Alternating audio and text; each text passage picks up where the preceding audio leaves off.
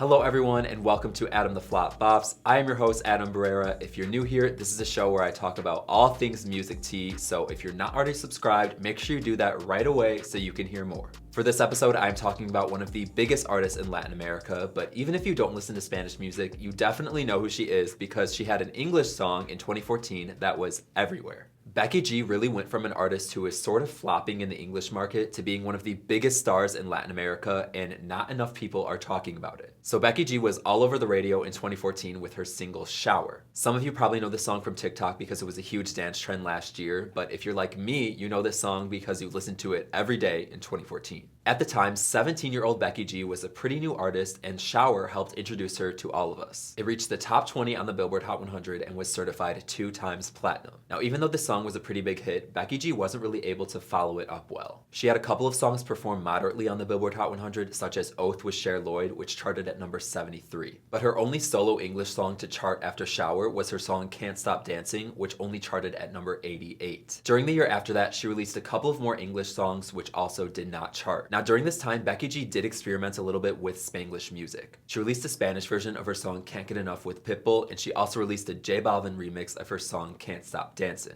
And although these songs didn't do well, I think that Becky G experimenting with Spanglish music helped her decide to pursue Spanish solo music. In 2016, she completely rebranded her music and her image, and she released her debut Spanish solo single, Sola. This song had moderate success on the US Latin chart, peaking at number 18, but it was definitely a great start for this new era of Becky G. About a year after the release of Sola, Becky G had her big breakthrough moment in Latin America with the release of her single called Mayores featuring Bad Bunny. The song was a massive hit, receiving 600 million Spotify streams and over 2 billion views on YouTube. Mayores completely changed Becky G's career, and she followed this up really well. Her next single after that was Sin Pijama with Nati and Natasha, which was an even bigger hit. Sin Pijama has over 700 million Spotify streams and 2 billion views on YouTube. I feel like even though these songs did so well, Becky G was still a little bit confused about the direction she wanted to go in with her music. Despite having these massive Spanish language songs, Becky G continued releasing songs in English such as LBD and Green Light Go, which did not chart at all. And even though these songs underperformed, I think they really helped Becky G decide that she wanted to focus entirely on Spanish music, which she did do in the years following. After 7 years of putting out music, she finally released her debut album Mala Santa in 2019. I thought this album was a really solid debut. Not only did it consist of these hit songs that I just mentioned, but the rest of the songs in it were just fun Latin pop songs. And I feel like it was just a great introduction to the type of artist that Becky G wants to be. After the release of this album, Becky G continued to put out a variety of Spanish language songs, including collaborations like Ram Pam Pam with Nati Natasha and Fulanito with Al Alfa. But earlier this year, she had yet another breakthrough moment with her song Mami with Karol G. Now, the reason I consider this to be another breakthrough moment is because Becky G originally broke through in 2014 in the English language market, and in 2017 with the release of Mayores, she was able to break through in Latin America, but with the release of Mami, she was also able to break through in the US again.